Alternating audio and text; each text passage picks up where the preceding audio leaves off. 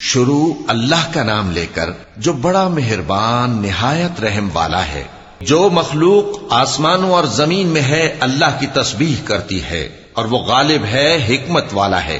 آسمانوں اور زمین کی بادشاہی اسی کی ہے، وہی زندگی دیتا ہے اور وہی موت دیتا ہے، اور وہ ہر چیز پر قادر ہے۔ وہی اول اور وہی آخر، اور اپنی قدرتوں سے سب پر ظاہر اور پھر بھی پوشیدہ ہے، اور وہ ہر چیز کا خوب جاننے والا ہے۔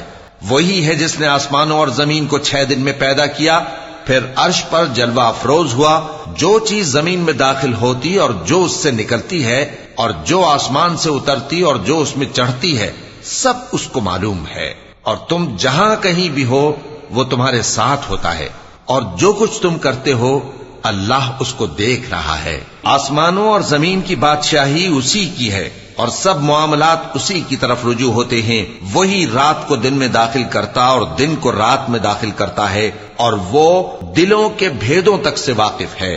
لوگوں، اللہ پر اور اس کے رسول صلی اللہ علیہ وآلہ وسلم پر ایمان لاؤ، اور جس مال میں اس نے تم کو اپنا نائب بنایا ہے اس میں سے خرچ کرو۔ اب جو لوگ تم میں سے ایمان لائے اور مال خرچ کرتے رہے ان کے لیے بڑا ثواب ہے۔ اور تم کیسے لوگ ہو کہ اللہ پر ایمان نہیں لاتے، حالانکہ اس کے پیغمبر صلی اللہ علیہ وآلہ وسلم تمہیں بلا رہے ہیں کہ اپنے پروردگار پر ایمان لاؤ، اور اگر تم کو یقین ہو تو وہ تم سے اس کا عہد بھی لے چکا ہے۔ وہی تو ہے جو اپنے بندے پر واضح آیتیں نازل فرماتا ہے تاکہ تم کو اندھیروں سے نکال کر روشنی میں لائے۔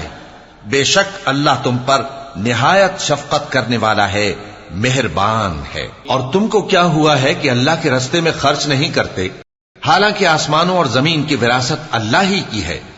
جس شخص نے تم میں سے فتح مکہ سے پہلے خرچ کیا اور جنگ کی، وہ اور جس نے یہ کام بعد میں کیے وہ برابر نہیں۔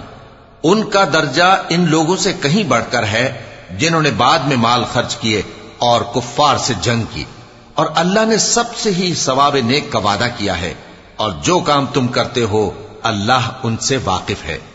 کون ہے جو اللہ کو نیک نیتی سے قرض دے تو وہ اس کو کئی گنا ادا کرے گا، اور اس کے لیے عزت کا صلہ یعنی جنت ہے۔ جس دن تم مومن مردوں اور مومن عورتوں کو دیکھو گے کہ ان کے ایمان کا نور ان کے آگے آگے اور داہنی طرف چل رہا ہے، تو ان سے کہا جائے گا کہ تم کو بشارت ہو کہ آج تمہارے لیے باغ ہیں جن کے نیچے نہریں بہ رہی ہیں، ان میں تم ہمیشہ رہو گے، یہی بڑی کامیابی ہے۔ اس دن منافق مرد اور منافق عورتیں مومنوں سے کہیں گے کہ ہمارے لیے انتظار کرو کہ ہم بھی تمہارے نور سے روشنی حاصل کریں۔ ان سے کہا جائے گا کہ پیچھے کو لوٹ جاؤ، پس وہاں نور تلاش کرو۔ پھر ان کے بیچ میں ایک دیوار کھڑی کر دی جائے گی جس میں ایک دروازہ ہوگا، جو اس کی جانب اندرونی ہے اس میں تو رحمت ہے، اور جو بیرونی جانب ہے اس طرف عذاب ہے۔ تو منافق لوگ مومنوں سے کہیں گے کہ کیا ہم دنیا میں تمہارے ساتھ نہ تھے؟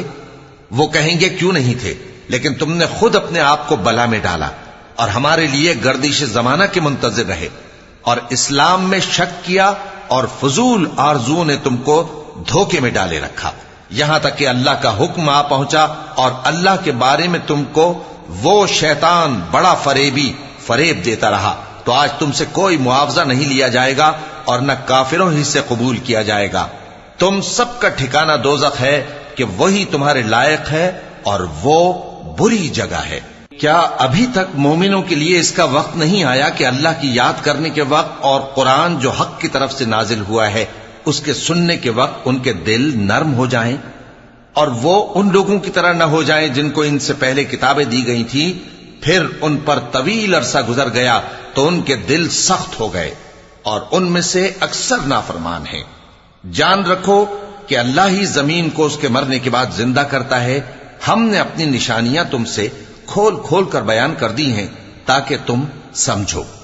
جو لوگ خیرات کرنے والے ہیں، مرد بھی اور عورتیں بھی، اور اللہ کو نیک نیتی سے قرض دیتے ہیں، ان کو کئی گنا ادا کیا جائے گا، اور ان کے لیے عزت کا صلہ ہے۔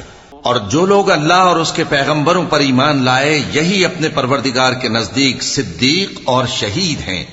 ان کے لیے ان کے اعمال کا صلہ ہوگا، اور ان کے ایمان کی روشنی بھی ہوگی۔ جن لوگوں نے کفر کیا اور ہماری آیتوں کو جھٹلایا وہی اہل دوزخ ہیں۔ جان رکھو کہ دنیا کی زندگی محض کھیل اور تماشا اور زینت و آرائش اور تمہارے آپس میں فخر و ستائش اور مال و اولاد کی ایک دوسرے سے زیادہ طلب و خواہش ہے۔ اس کی مثال ایسی ہے جیسے بارش کہ اس سے اگنے والی کھیتی کسانوں کو بھری لگتی ہے، پھر وہ کھیتی خوب زور پر آتی ہے، پھر اے دیکھنے والے تو اس کو دیکھتا ہے کہ پک کر زرد پڑ جاتی ہے، پھر چورا چورا ہو جاتی ہے۔ اور آخرت میں کافروں کے لیے عذاب شدید اور مومنوں کے لیے اللہ کی طرف سے بخشش اور خوشنودی ہے۔ اور دنیا کی زندگی تو دھوکے کا سامان ہے۔ بندو اپنے پروردگار کی بخشش کی طرف اور جنت کی طرف لپکو جس کا عرض آسمان اور زمین کے عرض کا سا ہے، اور وہ ان لوگوں کے لیے تیار کی گئی ہے جو اللہ پر اور اس کے پیغمبروں پر ایمان لائے ہیں۔ یہ اللہ کا فضل ہے، جسے چاہے عطا فرمائے، اور اللہ بڑے فضل کا مالک ہے۔ کوئی مصیبت زمین میں اور خود تم پر نہیں پڑتی مگر پیشتر اس کے کہ ہم اس کو پیدا کریں، ایک کتاب میں لکھی ہوئی ہوتی ہے، اور یہ کام اللہ کو آسان ہے۔ تاکہ جو فائدہ تمہیں حاصل نہ ہو سکا اس کا غم نہ کھایا کرو، اور جو تم کو اس نے دیا ہو اس پر اترایا نہ کرو۔ اور اللہ کسی اترانے اور شیخی بگاڑنے والے کو دوست نہیں رکھتا، جو خود بھی بخل کریں اور لوگوں کو بھی بخل سکھائیں۔ اور جو شخص روگردانی کرے تو اللہ بھی بے نیاز ہے، لائق حمد و ثنا ہے۔ ہم نے اپنے پیغمبروں کو کھلی نشانیاں دے کر بھیجا اور ان پر کتابیں نازل کی اور میزان عدل، تاکہ لوگ انصاف پر قائم رہیں۔